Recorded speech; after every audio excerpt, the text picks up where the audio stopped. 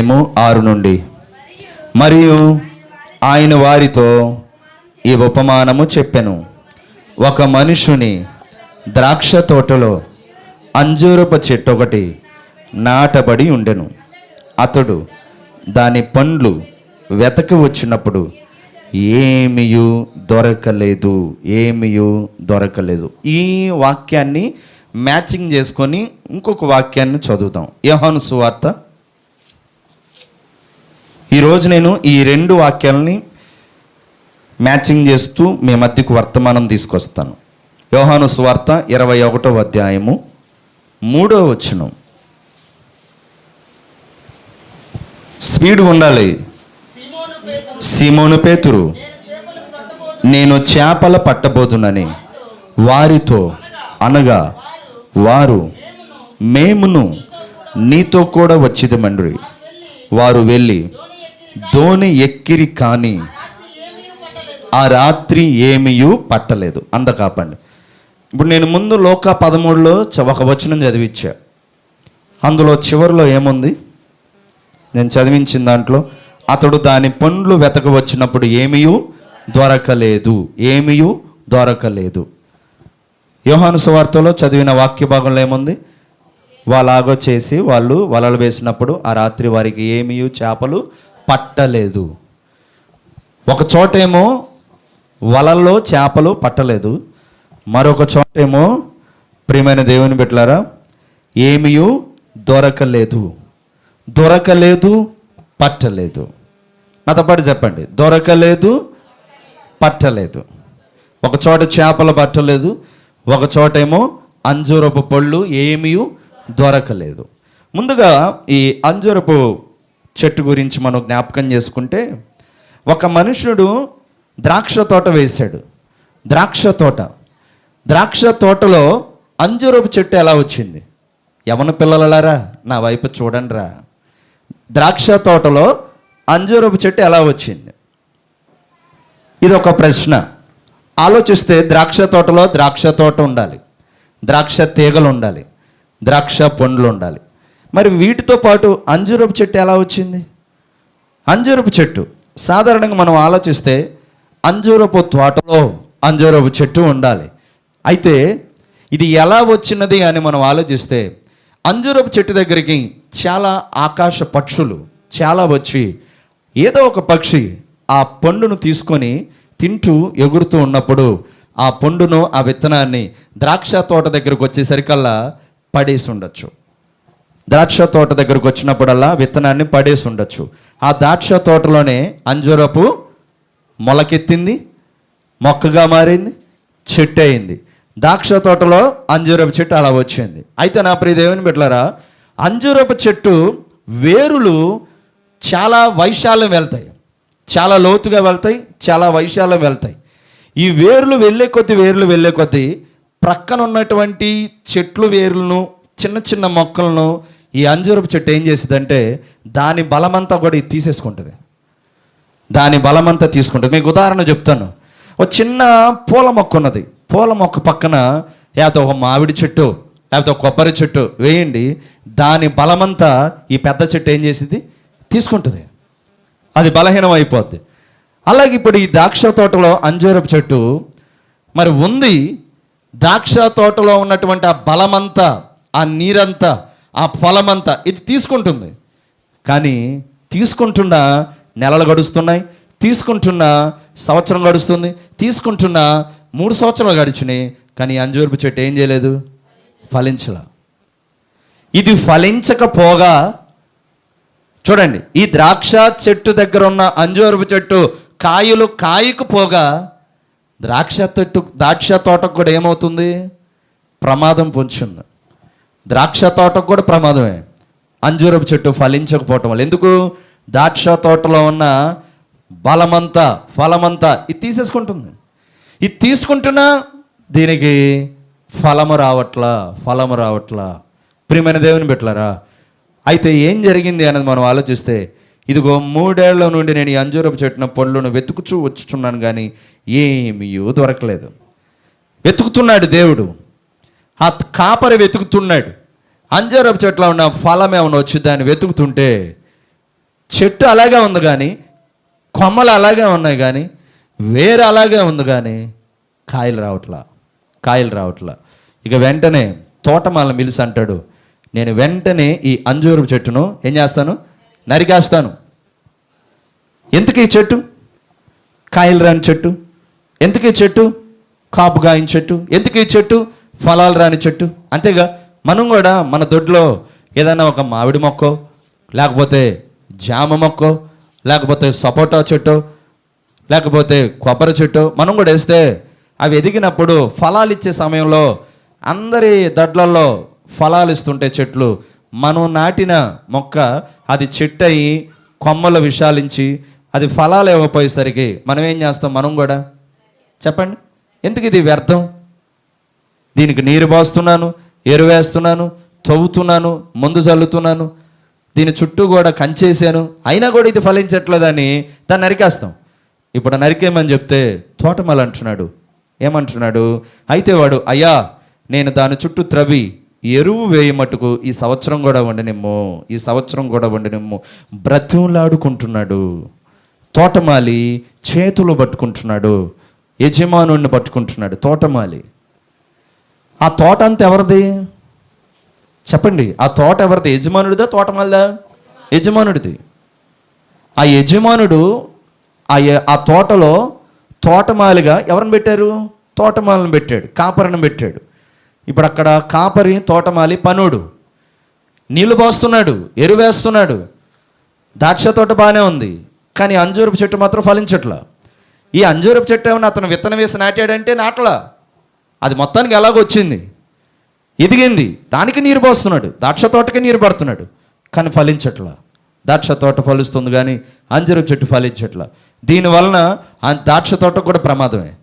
వెంటనే నరికేస్తానంటే ఆ తోటమాలి బతుములాడుకుంటున్నాడు, ఒక సంవత్సరం టైం అని బతుములాడుతుంటే, ప్రియమైన దేవుని బిడ్డలారా, అది ఫలించినా సరే లేని ఎడల నరికించి వేయమని అతనితో చెప్పాను. స్తోత్రం. ఇక చివరిగా తోటమాలి ఒకటే అన్నాడు, దేవా ఒక సంవత్సరం సమయం ఇవ్వాయా, అది ఒకవేళ ఫలిస్తే ఓకే, ఫలించకపోతే నరికేయి, యజమానుడా నరికేసేయి అని అంటున్నాడు. అయితే ఇప్పుడు బాగానే ఉంది. ఇప్పుడు దీని అర్థం ఏంటి? సహోదరుడు ఎలియాజరు చెప్పాడు నాకు దాకా మంచి మాటలు, ఇప్పుడు నేను చెప్తున్నాను, మీరందరూ విన్నారు. అసలు అంజూరపు చెట్టు ఏంటి, ద్రాక్ష తోట ఏంటి, యజమానుడు ఎవరు, తోటమాలి ఎవరు, ఏంటి దీని అర్థం ఏంటి అన్నది మనం ఆలోచిస్తే, చూడండి నా ప్రియ దేవుని బిడ్డలారా, యెషయా గ్రంథం చూడండి,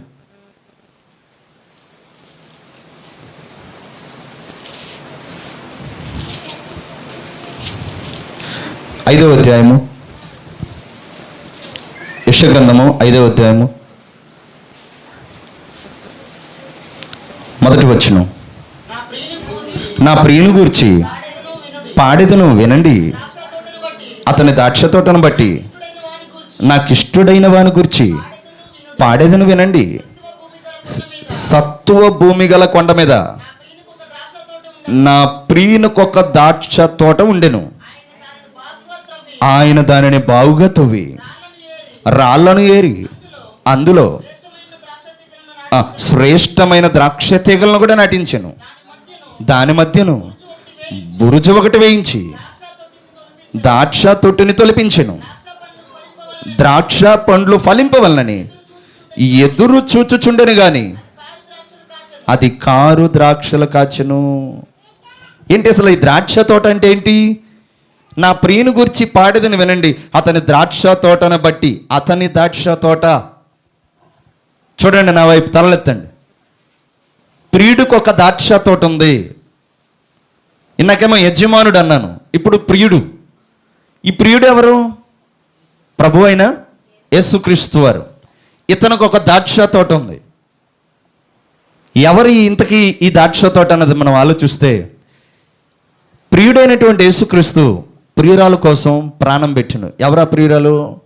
సంఘమని వధువు సంఘం. వధువు సంఘం అనే ప్రియురాలు కొరకు తన ప్రాణం పెట్టెను. అయితే తన ద్రాక్ష తోట, తను ఏ సంఘం కొరకు అయితే రక్తాన్ని కార్చాడో, నా వైపు చూస్తూ వినండి, తలలు మాత్రం దించుకోండి, చూడండి ఇటు. తను ఏ సంఘం కోసం అయితే ప్రాణం పెట్టాడో, ఏ సంఘం కోసం అయితే రక్తం కాచాడో, ఏ సంఘం కోసం అయితే తను గాయాలు పాలాడో, ఏ సంఘం కోసం అయితే తను దెబ్బలు తిన్నాడో, అదే సంఘం ద్రాక్ష తోట. ఇప్పుడు ఆ ద్రాక్ష తోట ఏమైందంట, బావుగా తవ్వి రాళ్ళని ఏరి అందులో శ్రేష్టమైన ద్రాక్ష తీగలు నాటించాడు ప్రియుడైన యేసుక్రీస్తు. అయితే ఏమైంది, ద్రాక్ష పండ్లు ఫలింపవాలని ఎదురు చూస్తున్నాడు. అయితే ఏమైంది, కారు ద్రాక్షలు కాసింది. అంటే చేదు ద్రాక్షకాయలు వచ్చాయి, చేదు ద్రాక్షకాయలు వచ్చాయి. ఇప్పుడు ద్రాక్ష తోట అంటే మనకు అర్థం అవ్వాలి, సంఘమనే దేవుని బిడ్డలుగా ఉన్నటువంటి సహవాసం. కొట్టండి చప్పట్లో సరే. ఏంటి ద్రాక్ష తోట? సంఘం. చెప్పండి, ద్రాక్ష తోట సంఘం. ఇప్పుడు సంఘం అనే ద్రాక్ష తోటలో అంజూరపు చెట్టు వచ్చింది. ఈ అంజూరపు చెట్టు ఎవరు? ప్రియమైన దేవుని బిడ్డలారా, సంఘంలోకి వచ్చింది ఎవరు? మనమేగా. సంఘంలోకి వచ్చింది ఎవరు? మనమే. ఇంతకు మనం ఒకప్పుడు ఎవరమే చెప్పండి? ఒకప్పుడు మనం ఎవరమే? లోకంలో నుండి వేరై, ఇప్పుడు అన్యుల్లో నుండి వేరై, ఏమండి, దేవుని ఎరుగని వారిలో నుండి వేరై దేవుని ఎరుగని గుంపులోకి వచ్చాం, దేవుని ఎరిగిన గుంపులోకి వచ్చాం, సంఘములోకి వచ్చాం, ద్రాక్ష తోటలోకి వచ్చాం. ఇప్పుడు ద్రాక్ష తోటలోకి వచ్చినటువంటి మనము ఏమవ్వాలి? ఫలించాలి. ఇప్పుడు మనమే అంజూరపు చెట్టు అనుకోండి, ద్రాక్ష తోట సంఘం, సంఘంలోకి వచ్చినటువంటి అంజూరపు చెట్టుగా ఉన్నటువంటి నువ్వేమవ్వాలి? చెప్పండి అమ్మా, ఏమవ్వాలి? ఫలించాలి. అవునా? చూడండి ఒకసారి యోహాను సువార్త. ఫలించాలన్నారు కదా, నిజమేనా మీరు చెప్పింది? చూడండి యోహాను సువార్త 15వ అధ్యాయము 8వ వచనం చూడండి. మీరు బహుగా ఫలించటం వలన నా తండ్రి మహిమపరచబడును, ఇందువలన మీరు నా శిష్యులగుదురు. స్తోత్రం చెప్పండి ఒకసారి, హల్లెలూయా. ఇంకోసారి స్తోత్రం చెప్పండి, హల్లెలూయా. ఇప్పుడు అంజూరపు చెట్టుగా ఉన్నటువంటి నీవు ఏం చేయాలి? కాస్త పెద్దగా ఫలిస్తున్నావా? మీరు బహుగా ఫలించటం వలన ఎవరికి మహిమ వస్తుంది అంటున్నాడు ప్రియుడు? నా తండ్రికి.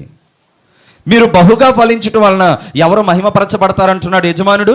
తండ్రి. సంఘం అనే ద్రాక్ష తోటలోకి వచ్చిన నీవు నిజమైన ద్రాక్షవల్లి నీవే, నిత్యమైన సంతోషము నీలోనే. ఆశ ముందు జరుగు. నిజమైన ద్రాక్షవల్లి నీవే, నిత్యమైన సంతోషము నీలోనే, శాశ్వతమైనది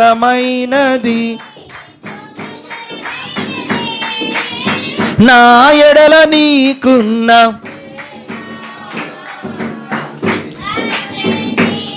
ప్రేమ, ఎనలేని నీ ప్రేమ. బోలో క్రీస్తు మహారాజ్కి. ఇది ఎట్టుందంటే, వస్తువులు రానప్పుడు అంతా భలే హుషారున్నాం. ఒక్కొక్క వస్తువు దేవుడు మన బాధ చూడలేక ఒక్కొక్కరిని పురుకొల్పి ఇస్తూ ఉంటే మనం ఏమైపోతున్నాం అంటే నీరసం అయిపోతున్నాం. అప్పుడు దేవుడు ఏం చేస్తాడు తెలుసా? వీళ్ళకని నేను వస్తువులు ఇచ్చింది. వస్తువులు లేనప్పుడేమో గొంతు పోయేటట్టు అరిసాము, పాటలు పాడాము, చప్పట్లు కొట్టాము. వాడేమో అసలు డ్రమ్ము లేదు, ఆ డ్రమ్ము తెచ్చిన తర్వాత నుంచి నేను డ్రమ్ము ఇదిలిస్తాను అయ్యారు అన్నాడు. వాడికి మన డ్రమ్ము బాగా చేయించుకొని వచ్చిన దగ్గర నుండి వాడు అసలు హుషారే లేదు. వాడు వస్తువులు వచ్చిన దగ్గర నుంచి చక్కగా పాడంటారు నాయనలారంటే మీరు పాడట్లా. ఒకప్పుడేమో మనకు వైరు మోతులు, దేవుడు ఎట్టో ఆ తమ్ముని ప్రేరేపించి వైర్లెస్ మోతులు అన్నీ ఏర్పాటు చేస్తే అసలు శక్తి రావట్ల మీకు. పాడండి. నిజమైన ద్రాక్షవల్లి నీవే, కొట్రా, నిత్యమైన సంతోషము నీలోనే, శాశ్వతమైనది ఎంతో మధురమైనది నా పైన నీకున్న ప్రేమ, ఎనలేని నీ ప్రేమ,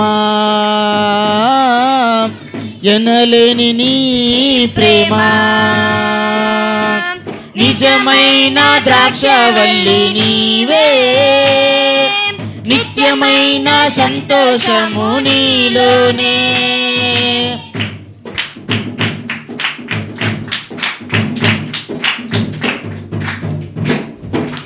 అతి కాంక్షణీయుడా దివ్యమైన నీ రూపులో జీవించుచున్నాను నీ ప్రేమకునే పత్రికగా.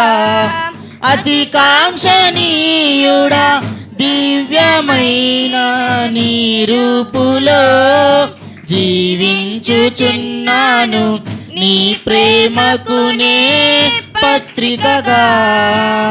శిథిలమయ్యుండగా నేను నీ దురక్తముతో కడిగి నీ పోలికగా మార్చినావే నా యేసయ్యా. శిథిలమయ్యుండగా నన్ను నీ దురక్తముతో కడిగి నీ పోలికగా మార్చినావే నా యేసయ్యా. నిజమైన ద్రాక్షవల్లి నీవే యేసు, నిత్యమైన సంతోషము నీలోనే. నిజమైన ద్రాక్షవల్లి నీవే నిత్యమైన సంతోషము నీలోనే. దేవునికే మహిమ కలుగును గాక. కాస్త హుషారుగా. ద్రాక్ష తోట ఏంటి? సంఘం. యజమానుడు ఎవరు? యేసయ్య. ప్రియుడెవరు? యేసయ్య. కాస్త చెప్పండిరా. యజమానుడు ఎవరు? పెద్దగా చెప్పాలి. ప్రియుడెవరు? ద్రాక్ష తోట ఏంటి? సంఘం అనే ద్రాక్ష తోటలోకి అంజూరపు చెట్టు అనే విత్తనంగా వచ్చిన మనము ఏమవ్వాలి? ఫలించాలి. ఇప్పుడు రూట్లోకి వచ్చారు. పెద్ద గరిస్తే వస్తారనమాట. తర్వాత కట్ చేద్దాం లేవండి. ఇక నెమ్మదిగా జ్వాలపాటలాగా చెప్తే నిద్రలోకి వెళ్తాం.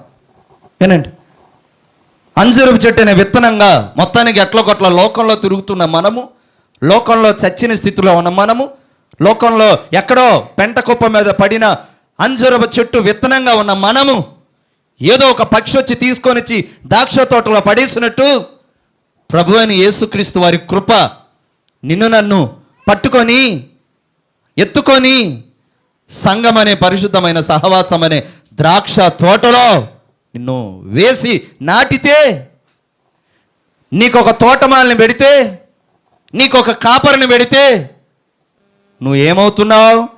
ఎదిగావు కానీ, నీరు తాగుతున్నావు కానీ, నీ చుట్టూ ఎరువేసి మందేసి నీ చుట్టూ కంచె వేసినా నువ్వు ఎదిగావు కానీ ఏమవ్వలేదు, ఫలించలా. సంవత్సరాలు గడుస్తున్నాయి, ఫలింపు లేదు. నువ్వు ఏ కాయలు కాయాలి? అంజురపు కాయలు ఏయి.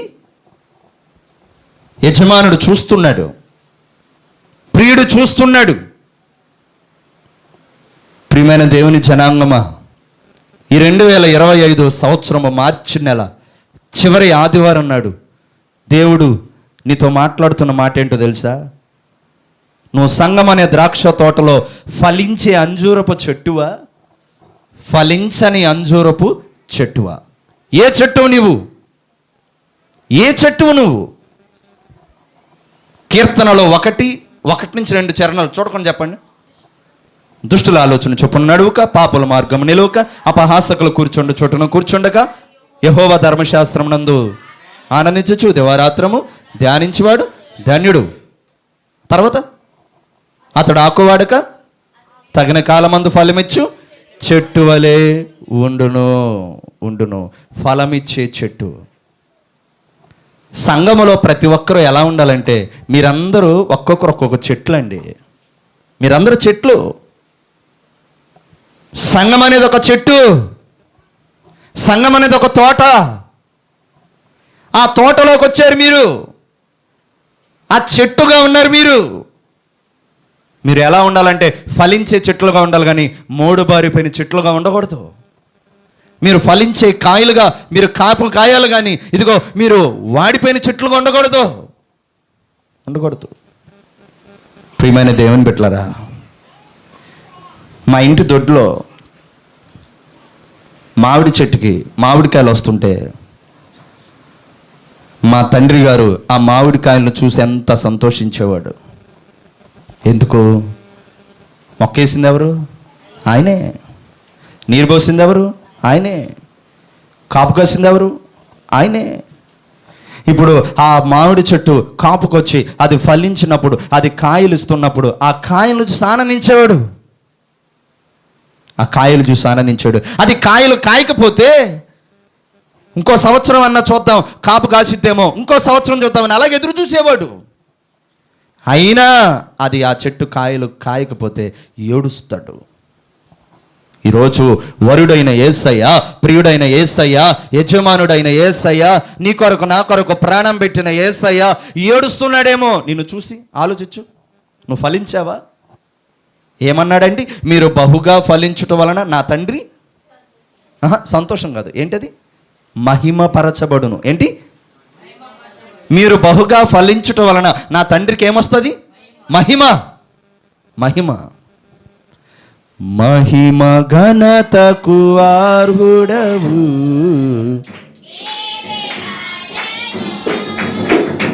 మహిమ ఘనతకు నీవే నా దైవమా. పాడండి.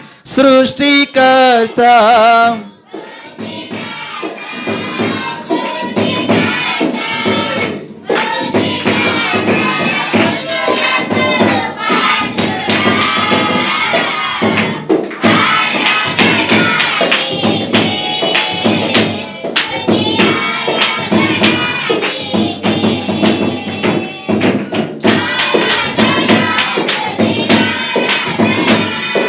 ఆరాధనా నీకే,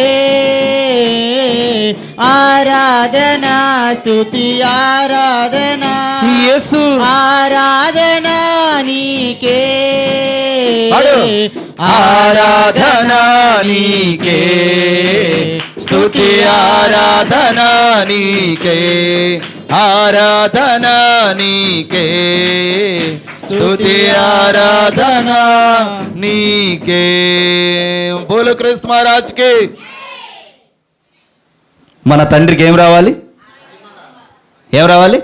మహిమ. మన చర్చి పక్కన ఒక చిన్న పాప పేరు కూడా ఉంది, మహిమ. చాలా ఆనందం వచ్చింది నాకు ఆ పేరు పెట్టి పిలిచేటప్పుడు, మహిమ మహిమ మహిమ అని. కానీ ఆ బిడ్డ పెరిగి పెద్దదై దేవునికి మహిమను తెచ్చే బిడ్డగా ఉంటే ఎంత మేలు. సంఘములో ఉన్నటువంటి మనందరము ఎవరికి మహిమను తేవాలి? దేవునికి. ఎలా మహిమను తెస్తాం? చెప్పండి. అట్లా ఫలించే చెట్టు వలె ఉంటే మహిమ వస్తుంది. ఫలించని చెట్టుగా ఉంటే మహిమ రాదు.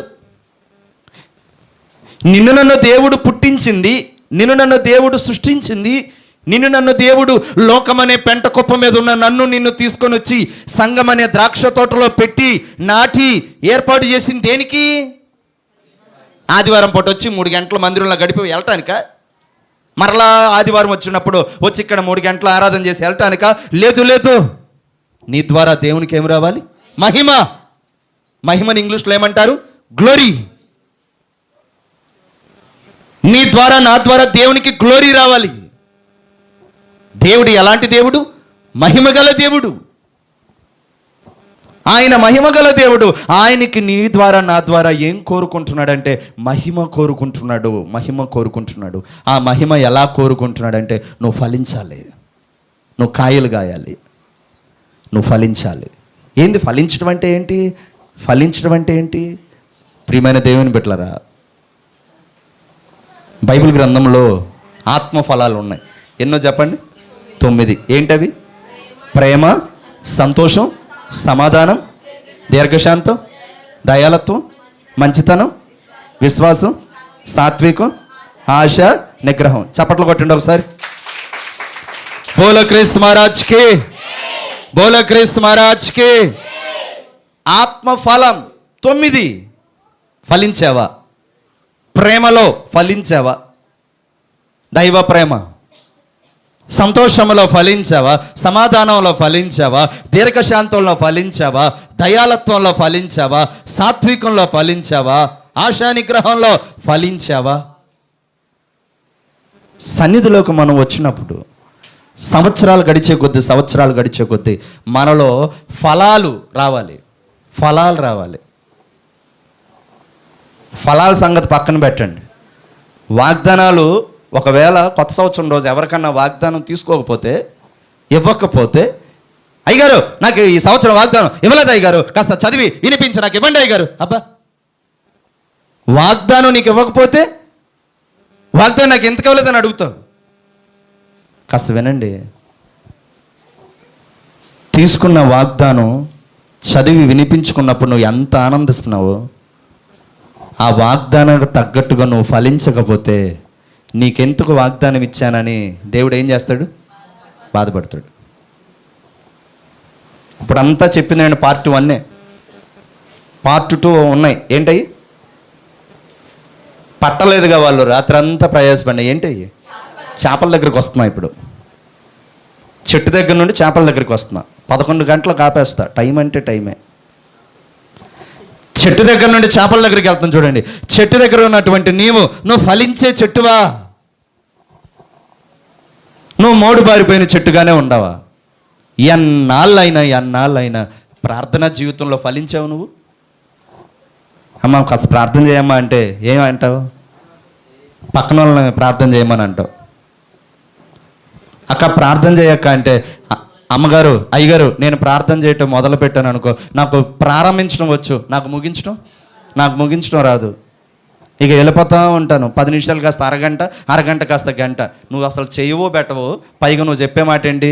నాకు ముగింపు రాదు అని.